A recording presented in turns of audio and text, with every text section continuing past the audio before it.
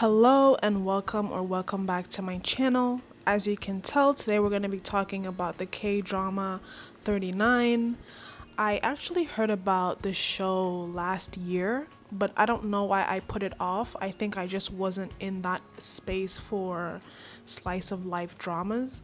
But ever since I've been watching In the Interest of Love, it's another slice of life K-drama, I just have a new appetite and appreciation for that kind of programming or those kind of shows. And I like the more realistic aspects of K-dramas instead of like the most fantastical things happening all the time. Anyway, usually when I review a K-drama, I watch the entire thing, but I want to try watching episode by episode because sometimes I'll start a show and it gets so bad that I can't continue to the end, and I feel like but I still have things to say about it, so I want to see how watching episode by episode goes.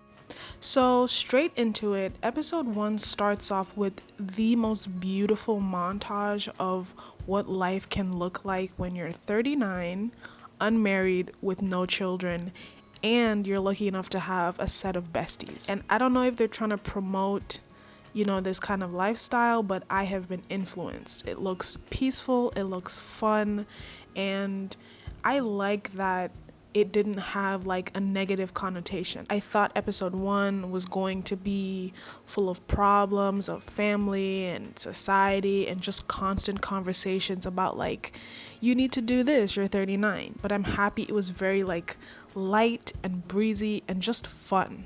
The one thing that I didn't like was just how much they mentioned that they were 39 and how other characters mentioned that they were 39. Like, girlies, I already know that you're 39 from the title of the show, and you've mentioned it a bunch of times. Like, I don't need to hear it as much. But I guess they wanted to just imprint in your mind that the story is about people who are almost 40 years old. So I'll let that pass. And right away, they let us know that a character is going to die. A character from the 3 best friends is going to pass away. And you see all the 3 men crying, but you don't really know who it's going to be. I have a feeling it's going to be the friend with the very short hair, but predictions are predictions. And I am a bit disappointed that we will lose one of the characters who we're basically going to fall in love with. But I do think it shows a darker but more realistic part of life. So now let's get into the story itself. We're gonna start off with our main female lead. She was an orphan, but she was adopted into a rich family. She is now a dermatologist. She's very successful. She has main character syndrome, so she's going to have, in my opinion, the most romantic, wonderful love of all. There's a scene at the orphanage that I do want to talk about, and the way that they gave attention to a little boy and the conversation that they had, it made me feel as though she will adopt him by the end of the show. And that seems like that would be a conclusion to her arc and her relationship with the orphanage and being an orphan. And for the first episode, she doesn't really have like a very complicated story. But the character who has a more complicated story is, and I think my favorite, the girl with the short hair, aka the side chick. I love how she and the show acknowledge that this isn't supposed to be a love story. It is messed up that she spent her entire 30s with a man who is married. He might be in a loveless marriage, but he's still married and he still shows up for his wife. And the scene that was so perfectly done was when she went to his office to visit him and his wife accidentally or purposefully popped in. And when his wife got to the office, she had to leave, and then it started raining. And when it started raining, she had to stand outside and basically watch him presently and physically put his wife over her. And you could tell in that moment she felt bad, he felt awkward. I don't think the wife was really paying attention, but it just shows and proves to you that if a man really liked you or loved you, he would make sure he is with you. And I know this is a terrible example that I'm about to use, but Prince Charles, who is now King Charles, was literally willing to go through public backlash. He was willing to be seen as a villain, and he was willing to be dragged for filth, which he still is, and he was willing to break family tradition, go against his family, just so that he could be with Camilla. We may not like how he did it, and I don't like the way he went about it. He should have never married Diana, but if you meet somebody who you truly love, just end it with the person you're currently with. Be respectful and continue to live your life. But going behind the corners and pretending, because I do think it's pretending that you truly love this person and you want to be with them, knowing that you're never going to end it with your significant other, is just false, and it's a waste of time.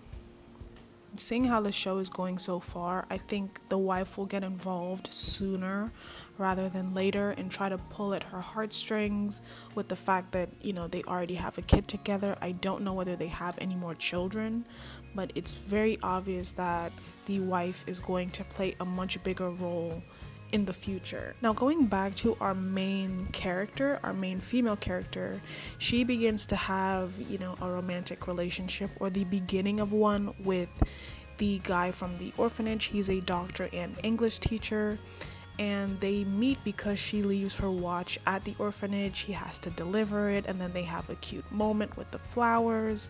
And again, like very simple main character basic stuff, not too deep, just very like surface level.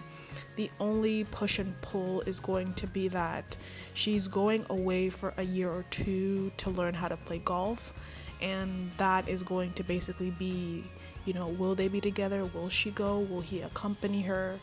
That will be their conflict, but still very simple and cute, and that's okay as well. Our last female lead, who I like to call her Blossom. I actually see them as the Powerpuff Girls, and I see her as Blossom.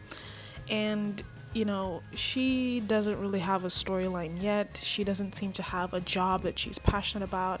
In fact, I think the two friends are not really passionate about the jobs that they're in. And I'm curious if we're going to have a storyline where, they try to change their life situation, but I highly doubt it. I think it's going to be focused more on romance, and she will soon meet her future lover, who will be a chef, but there's only so much time in episode 1. I hope she's not the character that we see the least of, because I thought this was supposed to be about 3 different women in their 40s or 39s, so I hope she doesn't get left behind.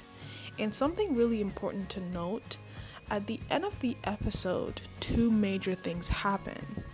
Our main character realizes that the person who she had a one-night stand with, and yes, they did have a one-night stand, is going to be the doctor at her clinic because she's leaving to play golf. And again, I'm not that interested in that, but the part that I am interested in is our girl with the red hair, the short red hair. She finally has a conversation with the guy she's having an affair with, and she tells him, I quit smoking, and I told myself that once I quit smoking, I'm gonna have to quit you as well. And he's just looking at her like there's nothing behind those eyes. There's just something very off to me about him. There's nothing attractive about the way he carries himself, and I can't imagine sacrificing 10 good years of my life for such a person. Where's the passion? Literally all they do is watch movies, and I don't know what else. Anyway, that's my little review of episode 1. Let me know your own thoughts down below in the comment section. I am curious to know how episode 2 will go, so I will be watching. Hopefully it's interesting enough where I want to watch till the end. And if you haven't watched already, make sure to watch as well. You might enjoy it, you might not, but still give it a chance. Thank you so much for watching. Thank you so much for coming to my channel. Hopefully I'll see you in my next video.